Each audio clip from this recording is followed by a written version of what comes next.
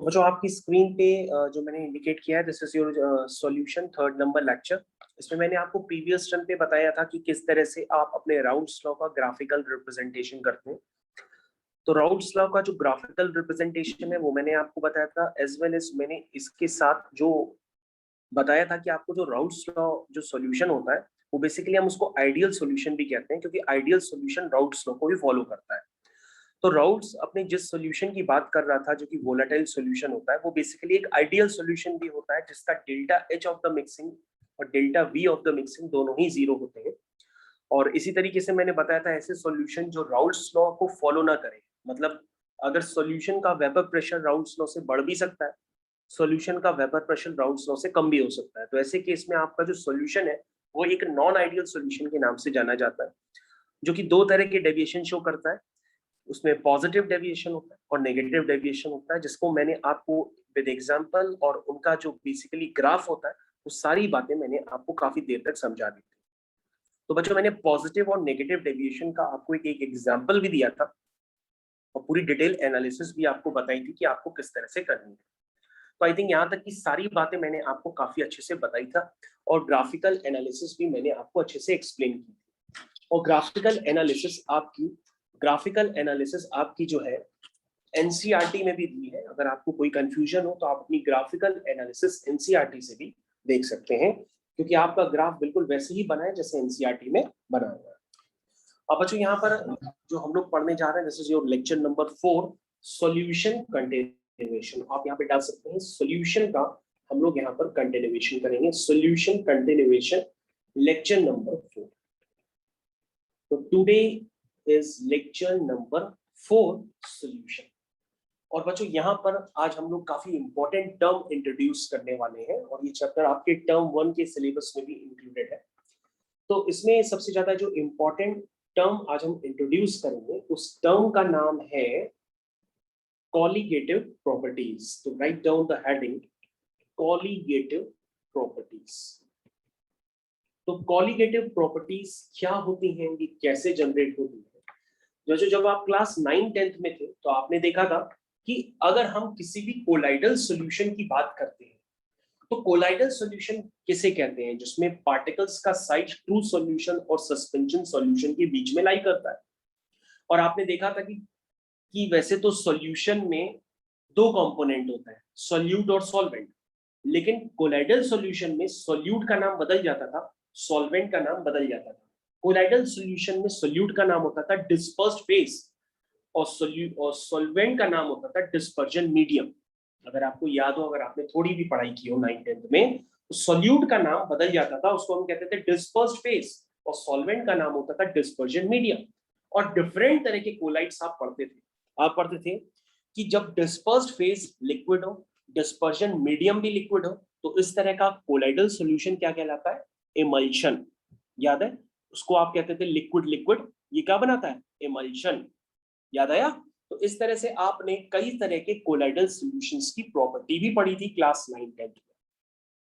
तो बच्चों, हम लोग यहाँ पर अब पढ़ने वाले हैं कॉलीगेटिव प्रॉपर्टीज। ये वर्ड कोलाइडल सॉल्यूशन से ही आएगा, तो हम लोग देखते हैं कॉलीगेटिव प्रॉपर्टीज।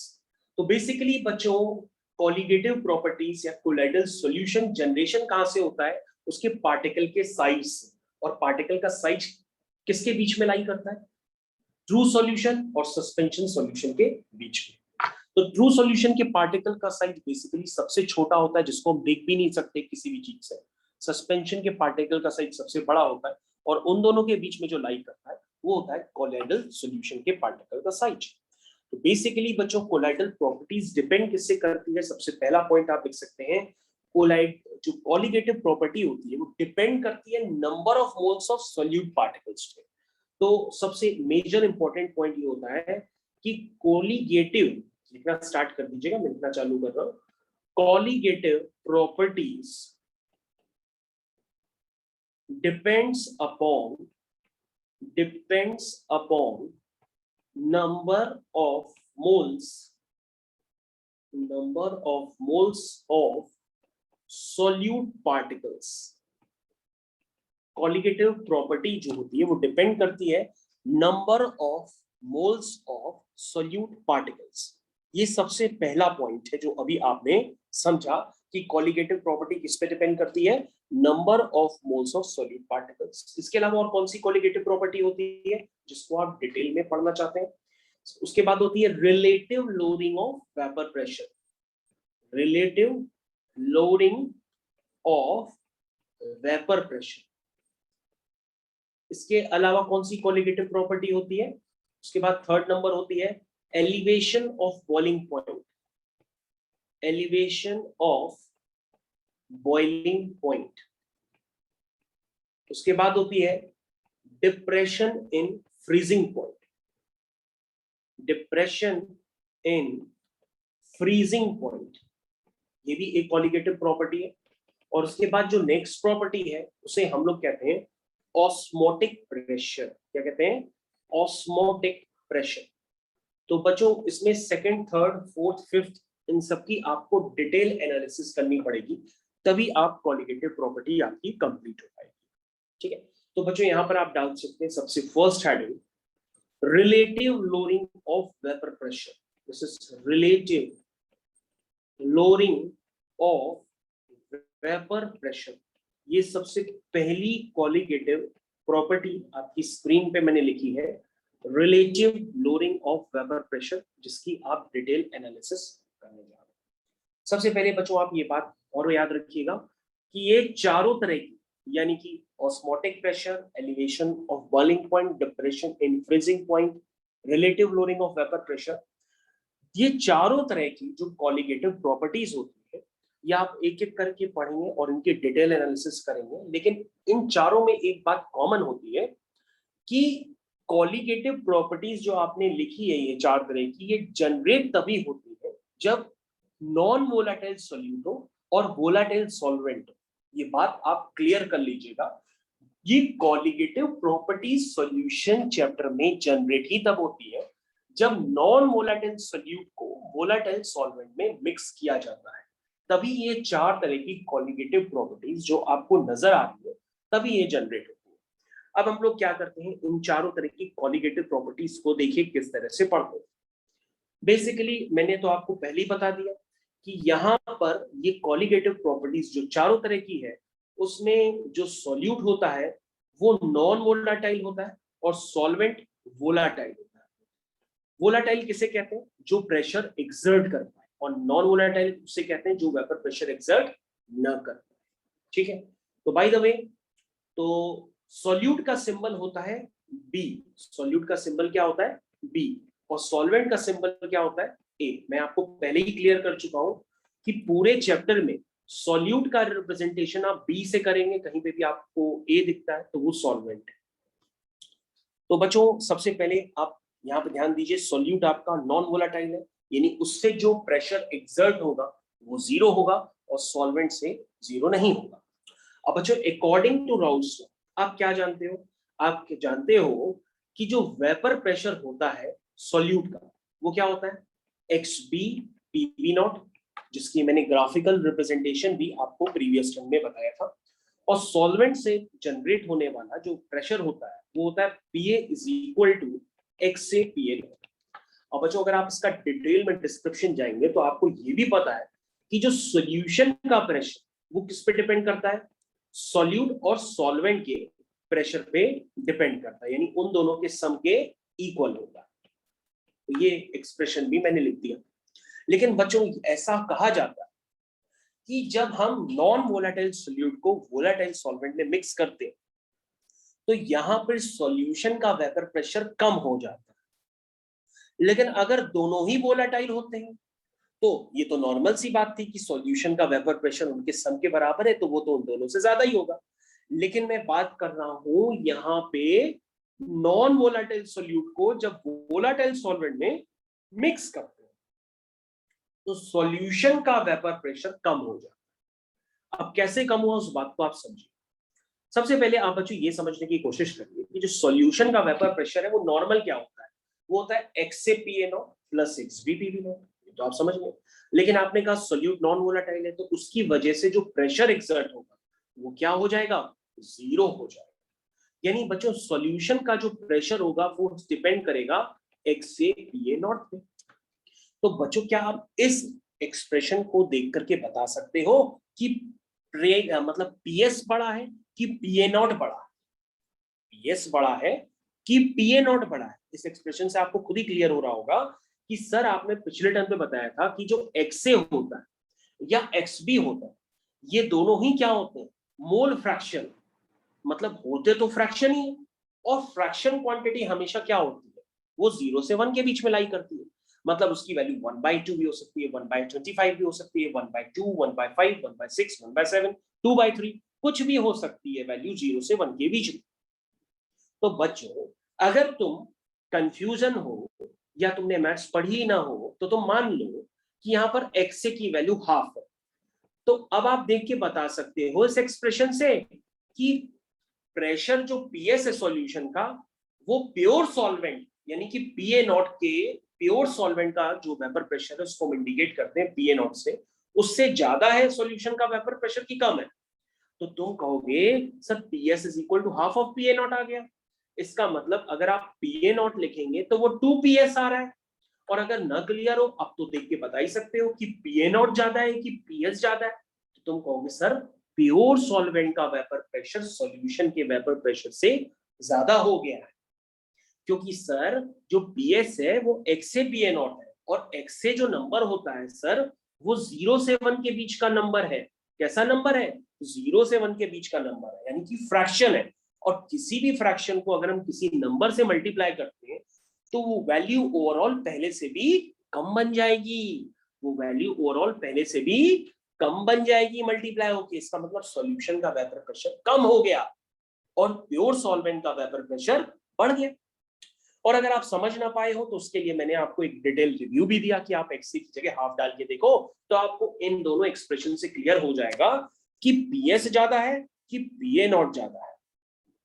आई थिंक आप लोग को क्लियर हो गया होगा कि पीएस ज्यादा है कि पीए नॉट ज्यादा है। तो तुम कहोगे सर ये बात क्लियर हो गई कि नॉन वोलाटाइल सॉल्यूट को वोलाटाइल सॉल्वेंट में जब हम मिक्स करते हैं तो प्योर सॉल्वेंट का वेपर प्रेशर बढ़ जाता है सॉल्यूशन के वेपर प्रेशर से, है ना? तो हमने कहा इसका मतलब सॉल्यूशन का वेपर प्रेशर कम हो गया, प्योर सॉल्वेंट का वेपर प्रेशर ज्यादा हो गया। अगर मैं आपसे पूछूं कि सॉल्यूशन का वेपर प्रेशर कितना कम हो गया, सॉल्यूशन का वेपर प्रेशर कितना कम हो गया, तो तुम कहोगे सर वो कम हो गया पीए नॉट माइनस पीएस, इतना कम हो गया। इसी को हम लोग क्या कहते हैं? यही कम हो गया, इसको हम लोग कहते हैं लोअरिंग हो गई। क्या हो गई? लोअरिंग। किसकी? प्रेशर की। कब हुई? जब नॉन वोलेटाइल सॉल्यूट को वोलेटाइल सॉल्वेंट में मिक्स करते हैं तब हुई, तो लोअरिंग हो गई। लेकिन हमें क्या जानना है? हम तो उसको रिलेटिव लोअरिंग कहते हैं। तो रिलेटिव लोअरिंग का मतलब क्या हुआ? अब हम इसको डिवाइड किससे करेंगे? पीए नॉट से। किससे डिवाइड करेंगे? पीए नॉट से। क्योंकि हम क्या कह रहे हैं? हमें रिलेटिव चाहिए, लोअरिंग नहीं चाहिए, रिलेटिव लोअरिंग चाहिए। तो यहाँ पे एक वर्ड ऐड कर दो, रिलेटिव लोअरिंग चाहिए। और रिलेटिव के लिए दोनों में से जो ज्यादा होगा उसे हमें डिवाइड भी करना होता है। ठीक है, तो PA naught minus PS upon PA naught. I think ये सभी को क्लियर हो गया। तो PA naught minus PS, PS की वैल्यू क्या होती है? पीएस की वैल्यू होती है एक्स। पीएस की वैल्यू क्या थी बच्चों? पीएस की वैल्यू ऊपर से देख लो, पीएस की वैल्यू है एक्स से पीए नॉट। ये वैल्यू मैंने आपको पुट कर दी, और डिवाइड किससे हो रहा है? पीए नॉट से। तो बच्चों आपको कुछ नजर आया कि पीए नॉट ऊपर से कॉमन आया, अंदर आ गया 1 माइनस एक्स से, और नीचे पीए नॉट, और पीए नॉट से पीए नॉट कैंसिल हो गया, सिर्फ क्या बचा? 1 माइनस एक्स से। और बच्चे जानते हैं कि एक्स से प्लस एक्स बी का सम 1 होता है, तो 1 माइनस एक्स से क्या हो जाएगा? एक्स बी हो जाएगा। 1 माइनस एक्स से क्या हो जाएगा? एक्स बी हो जाएगा। तो बच्चों यहाँ पर एक बहुत इंपॉर्टेंट टर्म जनरेट हुआ कि जो relative lowering of vapour pressure होता है, जो relative lowering of vapour pressure होता है वो किसके इक्वल होता है? वो इक्वल होता है मोल फ्रैक्शन ऑफ सॉल्यूट के। किसके इक्वल होता है? मोल फ्रैक्शन ऑफ सॉल्यूट के। This is very important relation कि relative lowering of vapour pressure is equal to mole fraction of solute. क्या कहते हैं? मैं इसको लिख के बताता हूं। just wait. This is relative lowering of vapor pressure is equal to mole fraction of solute. I think सभी को ये बात क्लियर हो गई कि जो रिलेटिव लोइंग ऑफ वेपर प्रेशर होता है वो किसके इक्वल होता है, मोल फ्रैक्शन ऑफ सॉल्यूट। क्या सबको बात क्लियर हो गई? और उसको मैंने आपको मैथमेटिकल टूल से भी बताया कि PA0 minus PS upon PA0, this is relative loading which is equal to mole fraction of solute। तो यहाँ तक सबको समझ में आ गया होगा। तो बच्चों this is a very important relationship for exam point of view, लेकिन इसको और भी सिंप्लीफाई किया जाता है फॉर न्यूमेरिकल्स को करने के लिए हम बेसिकली यहाँ पे थोड़ी और स्ट्रेटेजी अप्लाई करते हैं। हम इसको लिखते हैं PA0 minus PS upon PA0। जो XB होता है बच्चों वो मोल फ्रैक्शन होता है। B किसका सिंबल है? सॉल्यूट का सिंबल है। इसका मतलब सॉल्यूट के moles divide by total number of moles, यानी कि सॉल्यूट के मोल्स क्या होंगे, वेट के मोल्स क्या होता है, weight in gram divide by molar mass, यानी कि WB डिवाइड बाय MB। ये हो गया किसके, सॉल्यूट के moles, divide by WB divide by MB plus WA divide by MA। I think it is clear for everyone, सभी को समझ में आ गया होगा। अब बच्चों यहाँ पर हम एक अजम्पशन अप्लाई करते हैं। अजम्पशन ये अप्लाई करते हैं कि जो हमारा सॉल्यूट है वो नॉन वोलाटाइल है, इसलिए उसके नंबर ऑफ मोल्स क्या है, इमिसिबल, नेग्लिजिबल। तो आप यहां पे लिख सकते हैं hence solute is non volatile. कैसा है, नॉन वोलाटाइल, इसलिए उसके नंबर ऑफ मोल्स क्या है, that is number of moles is immiscible. यानी कि मिक्स होना उनका बेकार है। ओके तो बच्चों हम लोग क्या करते हैं, जो नीचे WB by MB है यही सॉल्यूट के मोल्स हैं, तो हम यहाँ पे उनको नेग्लेक्ट कर देते हैं क्योंकि वो सॉल्वेंट के मोल्स के रिस्पेक्ट में नेग्लिजिबल है। तो बच्चों अब आपके पास जो फाइनल बनेगा रिलेशन, वही रिलेशन आपको अपने एग्जाम में यूज करना है। ये लिख दिया मैंने, आपका final relation, this is your final relation. इसको मैं मार्क भी कर देता हूं। तो ये फॉर्मूला आप यूज करेंगे फॉर न्यूमेरिकल्स, और कभी कभी ये भी फॉर्मूला यूज हो सकता है फॉर न्यूमेरिकल्स। तो ये दो फॉर्मूले हैं जहां पर अगर आपको टर्म्स का नहीं मतलब है क्लियर कि PA0 PS क्या है, तो वो भी मैं आपको अलग से लिख करके दे देता हूँ। तो बच्चों जो PA0 है, this is vapour pressure of solvent in pure form, यानी कि मिक्स होने से पहले, vapour pressure of solvent in pure form, और PS क्या है, vapour pressure of solution, this is vapour pressure of solution. ठीक है, आई थिंक सभी को क्लियर हो गया।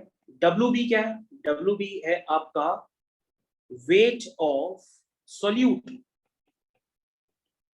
MB क्या है, मोलर मास ऑफ सॉल्यूट। ठीक है, जैसे मान लो सॉल्यूट आपका ग्लूकोज है, तो उसका मोलर मास कैसे निकालोगे, 180 होता है। MA क्या है, molar mass of solvent.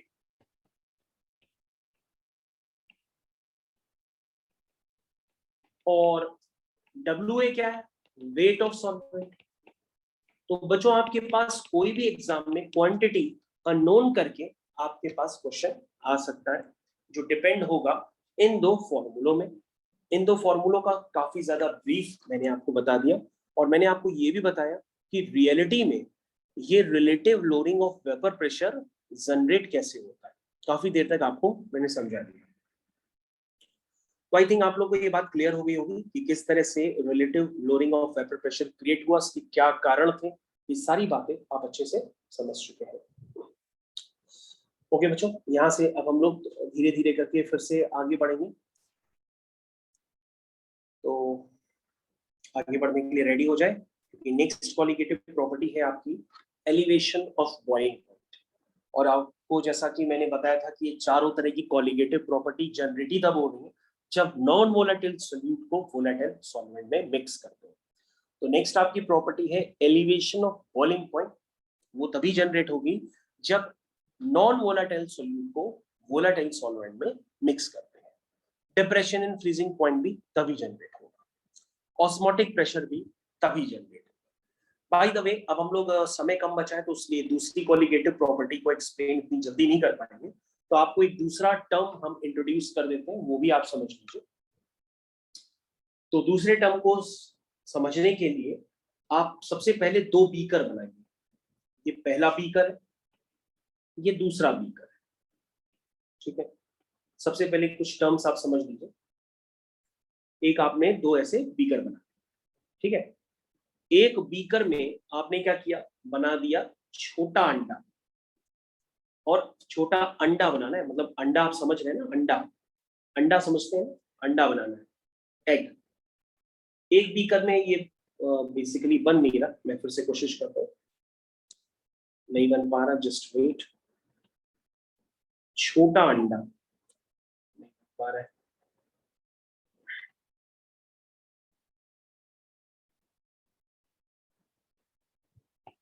Last attempt करते हैं। ये नहीं बन पा रहा है तो हाथ से ही बना लेते हैं। तो इसमें एक है छोटा अंडा और इसमें है एक आपका बड़ा अंडा।